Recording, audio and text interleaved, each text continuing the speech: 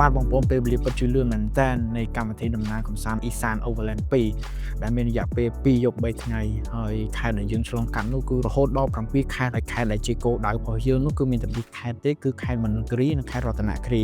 ដែលជាតំបន់នេសាទនៃប្រទេសកម្ពុជារបស់យើងទាំងអស់គ្នាពិតជាបានឆ្លងកាត់បទពិសោធន៍ថ្មីជាច្រើនជាមួយគ្នាទាំងការទស្សនាសម្រស់ធម្មជាតិក្នុងពេលដែលយើងបានជិះកាត់ឆ្លងព្រៃព្រឹក្សាផ្សេងៗទាំងការស្វែងយល់ពីវប្បធម៌ប្រពៃណីបងប្អូនជនជាតិភាគតិចនៅទីនោះប៉ុណ្ណេះក៏ដូចជាភ្លក់ម្ហូបរសជាតិប្លែកនៅតំបន់នោះដែរសម្រាប់ដំណើរមួយនេះខ្ញុំគិតថាមិនមែនត្រឹមតែជាដំណើរកម្សាន្តនោះទេតែវាជាការបណ្ដោះនៅមនោសញ្ចេតនានៃការស្រឡាញ់ទាំងស្វែងយល់ពីទឹកដីកំណើតរបស់យើងផងដែរហើយមុននឹងចប់កម្មវិធីខ្ញុំក៏បានឆ្លៀតឱកាសក្នុងការសាកសួរពីបងអតិថិជនដែលកំពុងតែ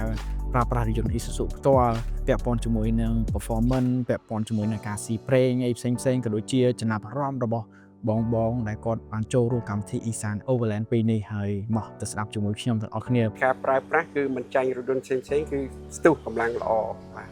ទស្ទុះណាស់បាទអញ្ចឹងអាចនិយាយបានខ្លីថាអញ្ចឹងកម្រិតនៃការស៊ីប្រេងគឺបាទមានប្រហែលតិចមែនតើបាទតិចមែនតើអញ្ចឹងការសំចៃរបស់យើងឃើញថាទទួលបានល្អបាទហើយមិនថាចាំតែដំណើរកម្សាន្តនេះទេគឺថាខ្ញុំប្រើប្រាស់ក្នុងគ្រួសារជាប្រចាំក៏អាចប្រើប្រាស់ទទួលបានដែរបាទសម្រាប់ខ្ញុំគឺថាសប្បាយរីកខ្លាំងមែនតើហើយជាពិសេសគឺយើងបានរួមដំណើរកម្សាន្ត2យប់3ថ្ងៃអីសានទាំងការស្នាក់នៅការធ្វើដំណើរហើយការសប្បាយផ្សេងបាទគឺពិសេសមែនតើបាទតំបេះបងប្អូនទាំងគ្នាជិះផ្លូវឆ្ងាយចុះមកវាអារម្មណ៍ថាធម្មតាជាពិសេសគាត់មានចាស់គាត់ជិះមួយយើង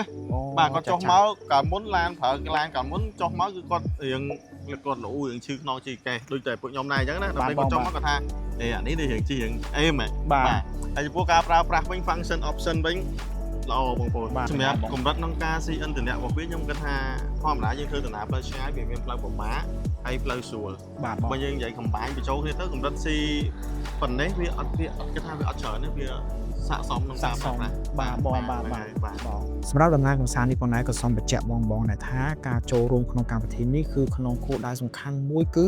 លើកស្ទួយវិស័យទេសចរណ៍នៅក្នុងស្រុកឲ្យកាន់តែមានភាពរីកចម្រើនហើយក៏សូមអរគុណដល់បងដែលប្រើប្រាស់រថយន្ត Isuzu ផ្ទាល់ដែលបានរួមចំណែកចូលរួមក្នុងកម្មវិធីនេះក្នុងការជួយជីវភាពរបស់សហគមន៍មូលដ្ឋាននិងការអភិរក្សរបស់ទេសចរណ៍នានានៅក្នុងប្រទេសកម្ពុជាផងដែរ